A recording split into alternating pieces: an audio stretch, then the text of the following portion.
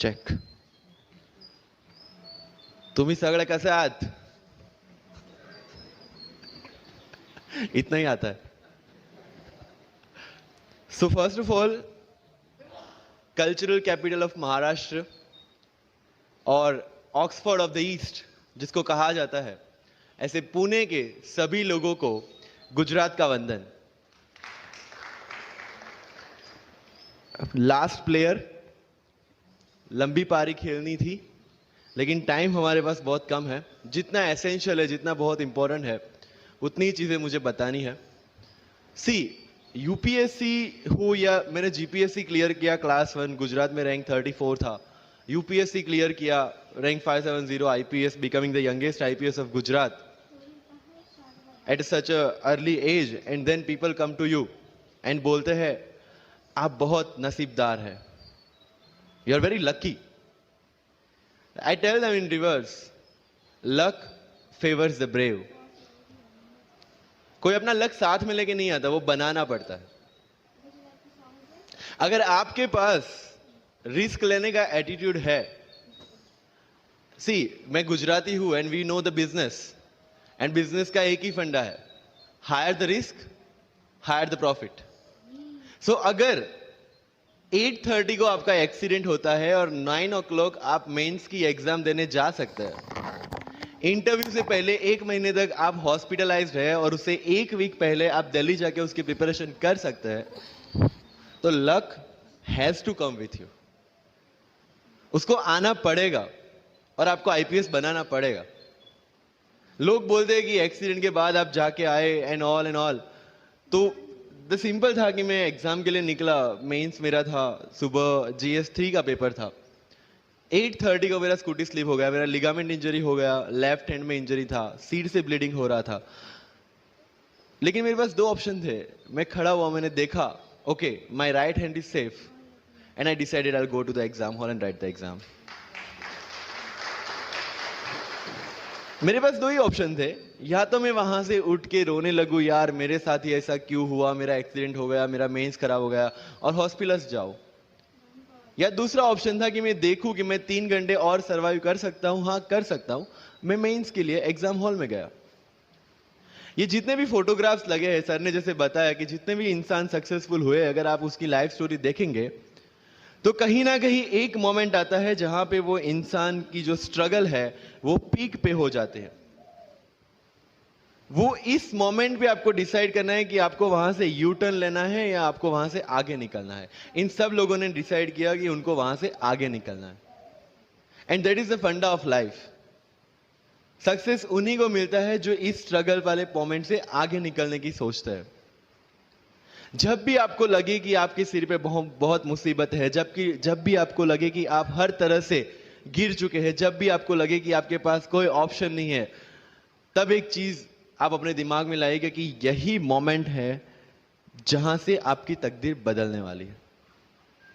क्योंकि डायमंड जो होता है वो जितना ज्यादा घिसता है उतनी ज्यादा उसकी वैल्यू होती है. सोना जो होता है वो जितना ज्यादा तपता है उतनी उसकी वैल्यू होती है. अगर आप जिंदगी में तप रहे हैं, अगर आप जिंदगी में घिस रहे हैं, अगर आपको लग रहा है कि आप हर तरह से मुसीबतों में गिरे हुए हैं, तभी आपकी जो वैल्यू है वो बढ़ने वाली है.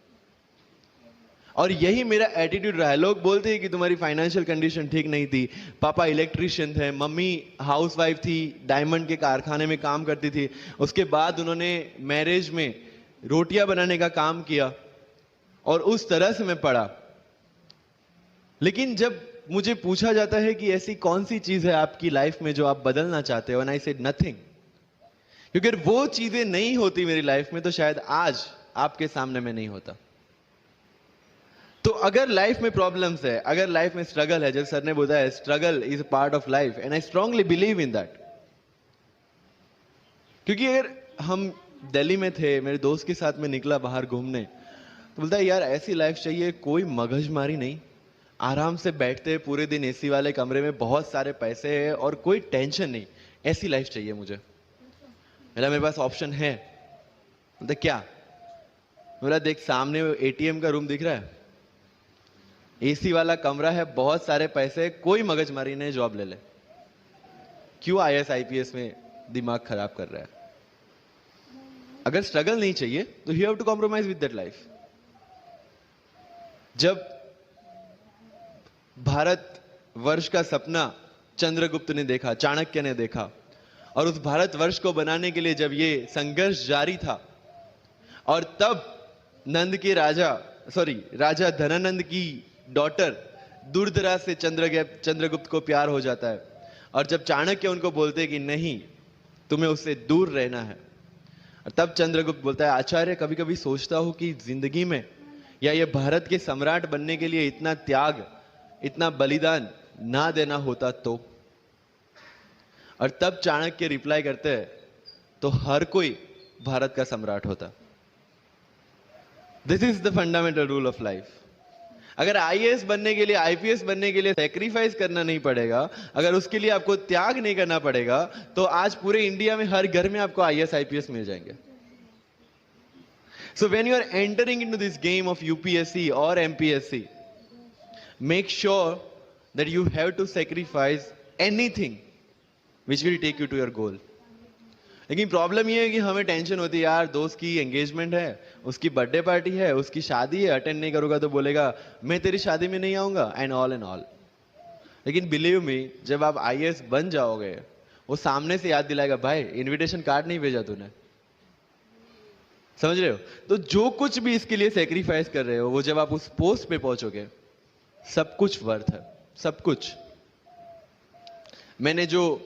मेरा इंटरव्यू था यूपीएससी का, मुझे एग्जैक्ट डेट याद है, 23 मार्च को मेरा इंटरव्यू था। 20 फरवरी को मुझे हॉस्पिटल में एडमिट किया गया क्योंकि मुझे इन्फेक्शन हो गया था बॉडी में, एंड बहुत हाई फीवर था, तो आईवी के अलावा कोई ऑप्शन नहीं था। 1 मार्च को ठीक होके मैंने सोचा चलो दिल्ली निकलते हैं। 2 मार्च को मैं दिल्ली पहुंचा। 3 मार्च को वापस से टॉन्सिलाइटिस का अटैक होने की वजह से फ्लाइट लेके वापस से पालनपुर, अहमदाबाद, अगेन हॉस्पिटलाइजेशन। 15 मार्च को I got relieved from the hospital. 16 मार्च को मैं दिल्ली पहुंचा, और 23 मार्च को I gave my UPSC interview. तो 1 महीने का हॉस्पिटलाइजेशन। उसके बाद जब दिमाग में ये था कि मेरे साथ जो लोग इंटरव्यू दे रहे हैं वो 1 महीने से प्रिपरेशन कर रहे हैं, एंड 1 महीने से मैं हॉस्पिटल में था, again I thought this is the moment to prove yourself. I went to the interview, और पूरे इंडिया में 2nd highest marks in interview. This is not to say कि मैंने कितना अचीवमेंट लिया, this is just to say UPSC is all about this. मैंने कोई preparation नहीं की थी यूपीएससी के लिए, इंटरव्यू के लिए, but again I scored good marks in interview, because UPSC सिर्फ आपका नॉलेज चेक नहीं करता। Make it very clear in your mind, जैसे सर ने बोला, it's a game of wisdom. आपको पहले ऑफिसर बनना पड़ेगा यहां से। यूपीएससी का काम तो सिर्फ थप्पा लगाना है कि हाँ ये ऑफिसर बन गया। जितने भी आईएएस आईपीएस ऑफिसर्स को आप मिलोगे, you will realise this thing कि ऑफिसर वाली क्वालिटीज इसमें पहले से है। आप जब प्रिपरेशन स्टार्ट करते हैं तभी से समझ लीजिए कि आपकी आईएएस और आईपीएस की ट्रेनिंग भी स्टार्ट हो गई। बिकॉज जो क्वालिटीज आपको चाहिए as an officer, as a IAS, as an IPS, क्या क्वालिटीज चाहिए? फर्स्ट ऑफ ऑल कॉन्फिडेंस, कि जब आप उस सीट पे बैठते हैं, आपके सामने कोई भी क्वेश्चन आएगा, you will be able to handle the issue. ये कॉन्फिडेंस लेके आपको उस सीट पे बैठना है। यही कॉन्फिडेंस चाहिए when you start the preparation. Decision making, अगर हर एक टॉपिक पे आप हर एक कोई को पूछने जाते हैं, भाई इसमें कौन सी बुक पढूं, इसमें क्या पढूं, इसमें क्या करूं, then you are not suitable for this exam. लोग बोलते हैं कि 1 साल में प्रिपरेशन, जैसे मैंने जून 2016 में मैं दिल्ली गया, और जून 2017 में मैं अपियर हुआ, and I clear UPSC and GPSC.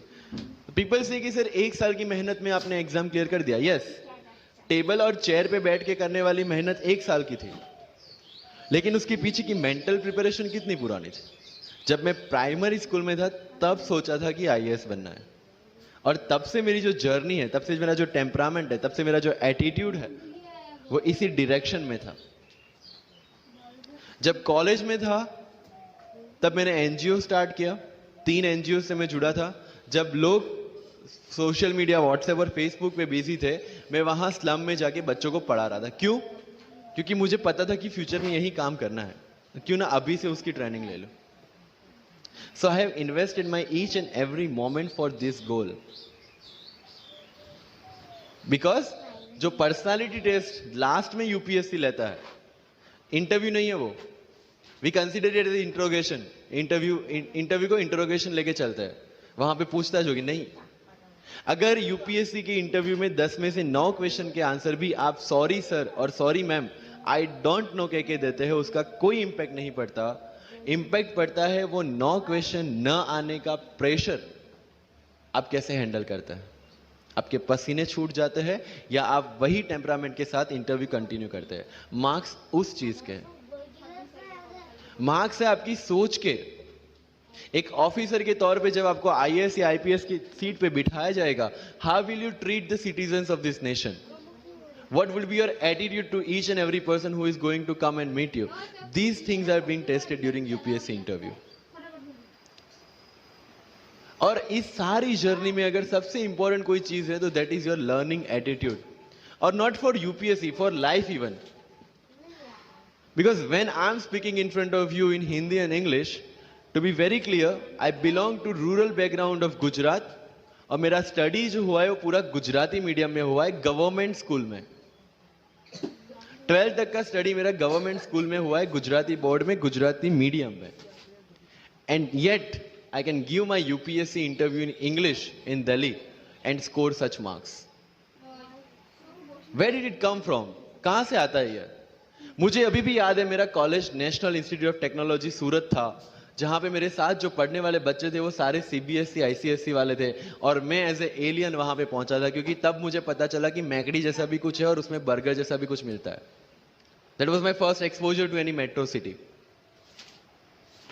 And जब मैं उनसे इंटरेक्शन करता था और इंग्लिश बोलने की ट्राई करता था, तो जैसे संजू मूवी में इंग्लिश दिखाया गया है गुजरातियों का, जो जीरो को जीरो बोलते हैं, उसी तरह I was also like that. Mother tongue influence आ जाता है, it's very obvious.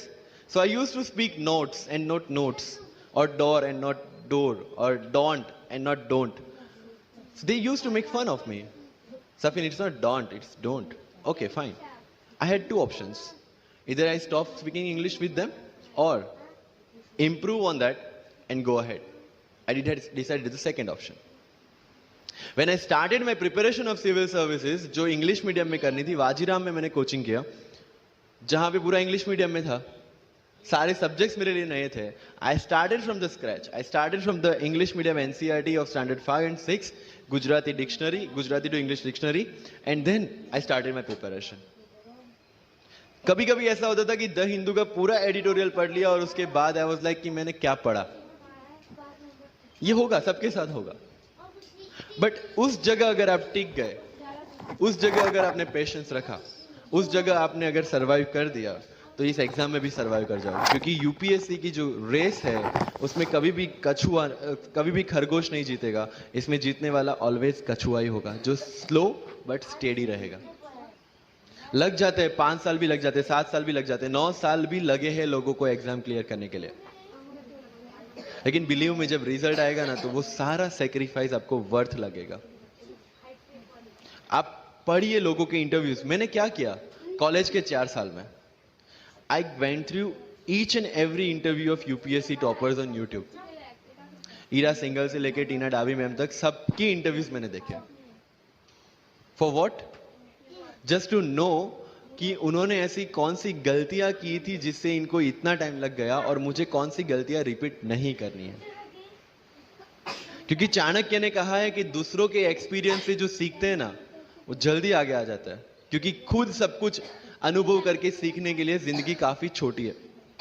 I did the same. 4 साल में हर एक टॉपर का इंटरव्यू देख लिया, चीजें समझ ली कि ऐसी कौन सी चीजें जो इन सब ने की है, और ऐसी कौन सी चीजें हैं जो गलतियां हैं जो इन्होंने की और जो मुझे रिपीट नहीं करनी है। सो जब युद्ध के मैदान में हम उतरते हैं, इस चक्रव्यूह में उतरते हैं, तो अभिमन्यु की तरह नहीं, अर्जुन की प्रिपरेशन के साथ उतरना है कि हमें पता होना चाहिए कि इससे बाहर कैसे निकले। I did the same. College के 4 साल इंटरव्यूज देखे, ब्लॉग्स पढ़े, समझा कि इसमें कॉमन मिनिमम क्या है। वो जो कहानी अगर आपने सुनी हो कि शार्पनिंग द एक्स, रोज अगर आप पेड़ काटने के लिए जाते हैं तो you have to sharpen your axe, otherwise day by day आपकी जो एफिशिएंसी है वो कम होती जाएगी।